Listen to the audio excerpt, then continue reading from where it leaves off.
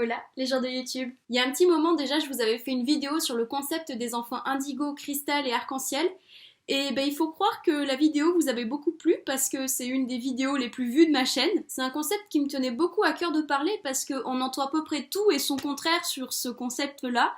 Et j'avais un peu mon mot à dire sur le sujet. Et il se trouve qu'à la suite de cette vidéo, on m'a posé une question très intéressante et qui est pour le coup vraiment en lien avec la chaîne. Est-ce que les enfants indigo, cristal et arc-en-ciel sont des personnes plus créatives que les autres ou en tout cas plus connectées à leur créativité que les autres? Pour ceux qui ne connaissent pas encore le concept, je vous invite à regarder la vidéo qui va être juste ici, je crois. Pour les autres, je vais répondre à cette question.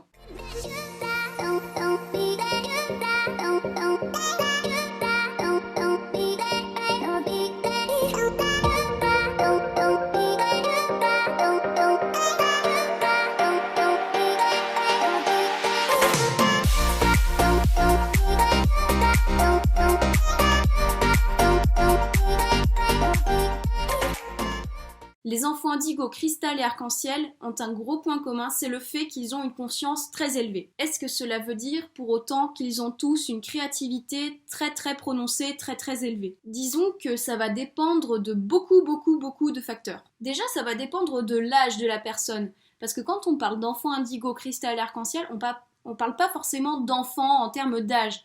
Un enfant indigo, cristal et arc-en-ciel, il est indigo, cristal ou arc-en-ciel à tout âge. Et en plus, ils ont tous à peu près conscience qu'ils sont différents des autres, ou même des fois qu'ils ont une conscience plus élevée que les autres, des fois ils en ont vraiment conscience. Mais c'est pas parce qu'ils en ont conscience qu'ils le vivent bien. Certains au contraire le vivent vraiment mal, et ça peut vraiment brider leur créativité, mais presque à 100% quoi. Et les plus touchés par ça, ce sont les enfants indigos. Pourquoi? Parce qu'ils naissent dans des milieux qui leur sont hostiles.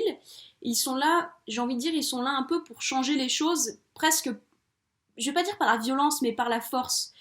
Et étant donné qu'il faut qu'ils changent les choses, c'est un peu leur mission si vous voulez, et changer les choses quand on dit par la force, la créativité n'est pas forcément nécessaire pour ça. Donc ce sont des personnes qui ont rapidement tendance à se sentir déjà brimées par les autres, qui se sentiront tellement différents qu'ils vont se dire oh, mais mon Dieu, mais pourquoi je suis comme ça? Ça veut dire que je suis pas normale. Et quand tu te sens pas normale, quand tu te sens pas bien dans ta peau, quand tu te sens pas bien là où tu es, que tu te sens pas à ta place, j'ai envie de dire tu te sens pas vraiment créatif. Il y a une créativité qui est présente en ces personnes-là. Là-dessus, on est comme tout le monde, hein, on est tous créatifs de naissance, j'ai envie de dire. Mais la créativité chez ces personnes-là va être présente sous un autre aspect. On n'est pas dans une créativité liée à l'ouverture d'esprit, au bien-être, mais on est plus dans une forme de créativité qui va être là pour une créativité novatrice si vous voulez, qui est là pour faire changer les choses. Pour le profil de l'enfant cristal et de l'enfant arc-en-ciel, c'est un peu moins marqué. Pourquoi? Parce que ce sont des profils de personnes qui sont plus autant dans cette recherche de changement.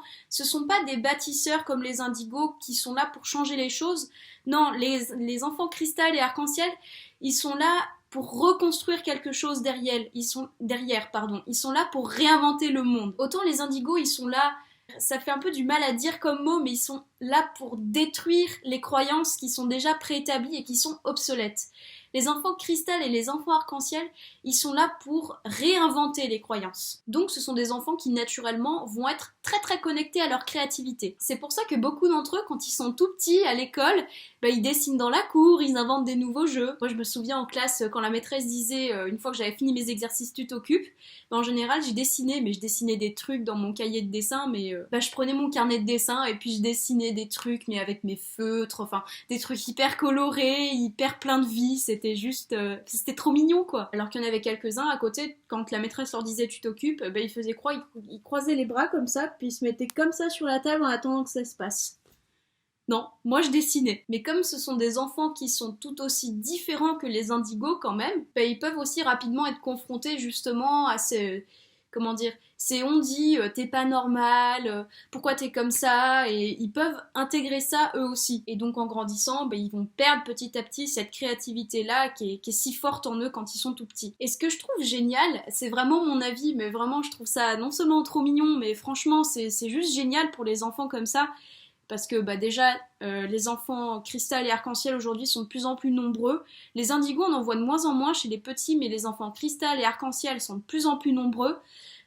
C'est le fait d'inventer des petits ateliers de créativité, par exemple. Je sais pas, je pense par exemple à l'école, les ateliers pour je sais pas, créer des boules de Noël pour le marché de Noël, pour créer des décorations, les petits cours d'art plastique, ce genre de choses où vraiment on fait en sorte de mettre la créativité de l'enfant en valeur. Et en grandissant, ce sont des ateliers qui n'existent plus trop quand on est au collège-lycée, mais qui, à mon goût, faudrait pouvoir les réinstaurer de plus en plus. Toutes ces choses-là sont là finalement pour stimuler la créativité et sont des enfants, donc les enfants indigo, cristal et arc-en-ciel, qui naturellement vont plus vite se retrouver dans ces ateliers-là que les autres enfants. Très vite, on va les voir « Ah, moi j'ai une idée, je sais ce que je vais faire », alors qu'il y en a d'autres qui vont être là je sais pas. Mais si jamais, alors vous vous reconnaissez justement dans les traits des enfants indigo, cristal et arc-en-ciel, et que justement vous vous retrouvez dans ces cas de figure où vous êtes là « Non, franchement, je sais pas », soit vous hésitez, soit vous savez pas quoi faire, juste lâchez prise un petit moment, posez-vous, ça va revenir. Alors revenons-en à la question.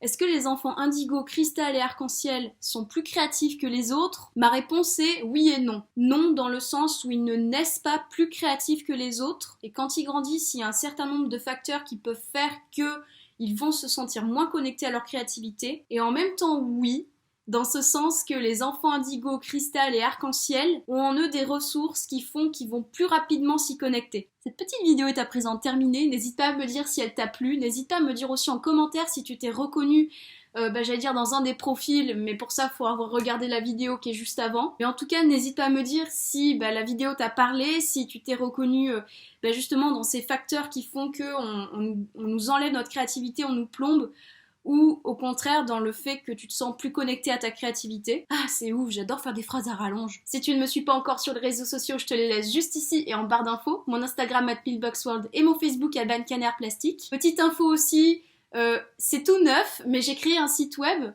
Donc un site sur lequel j'ai mis un peu tout ce que je faisais. Donc pour ceux qui ne le savent pas encore, je suis artiste, plasticienne. Et donc j'ai créé un site où je répertorie à peu près tout ce que je fais. Donc n'hésite pas à y aller voir. Donc il sera en ligne sous peu. Donc je mets aussi le lien en barre d'infos. Donc son nom c'est alban-canet.com, tout simplement. Si tu le souhaites, tu peux aussi t'abonner à ma newsletter qui est en barre d'infos pour recevoir des petits conseils créatifs, une vidéo importante de la chaîne lorsqu'elle sort ou des petites réflexions. Sur ce, je te dis à bientôt et je te fais de gros bisous. Gros cœur sur toi.